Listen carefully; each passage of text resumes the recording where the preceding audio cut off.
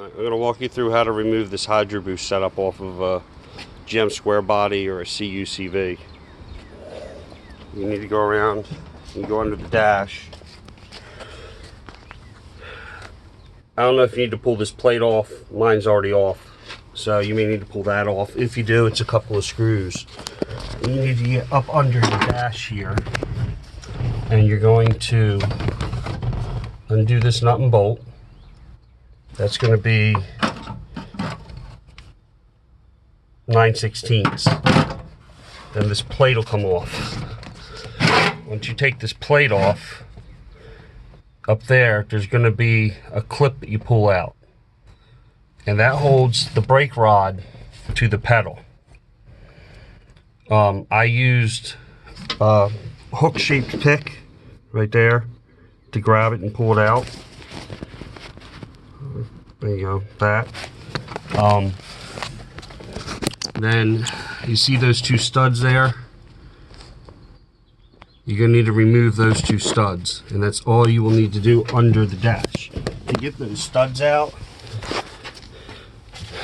you need a long extension and an actual swivel, and then this is a 5/8 deep socket, and they come right off. At least on my donor truck they did. So we're going to get,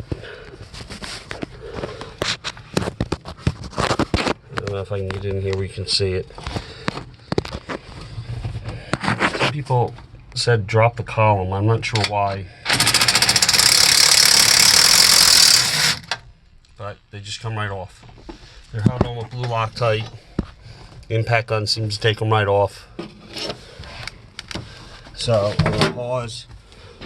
Actually, I don't need to pause, because the rest of it I'll just explain to you. So you need to take off this line, that's 18 millimeter. This line, it's 16 millimeter. This line is held on with just hose clamps.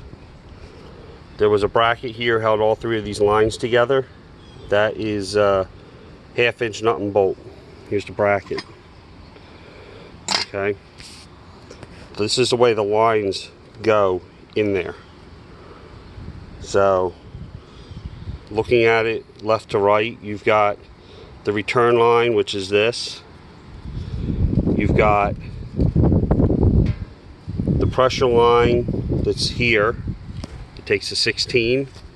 And then you've got a pressure line that goes to here. That's how they go in the bracket. That's how they sit, just like that.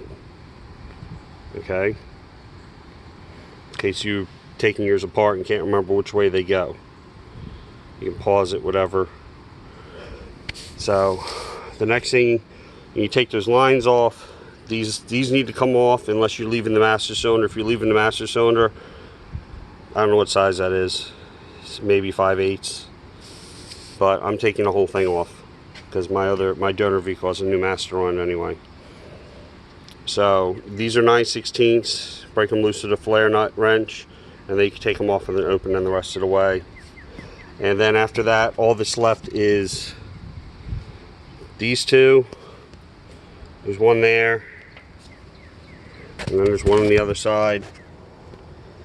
And with all these lines out of the way, I was able to get right on them with that 5/8 deep that we used under the dash with just the impact gun. I don't think I needed an extension. Before you pull this, make sure you have taken that rod off of the brake pedal.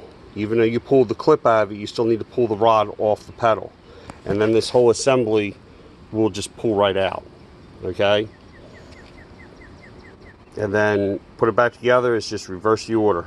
Put it back on there, zip these bolts on up here, and then I would probably attach all this out here before messing with anything under the dash. That way you're not pushing on the rod and pushing brake fluid all over the place, if you are in fact moving the booster and the master cylinder together, if you're doing it all in one unit.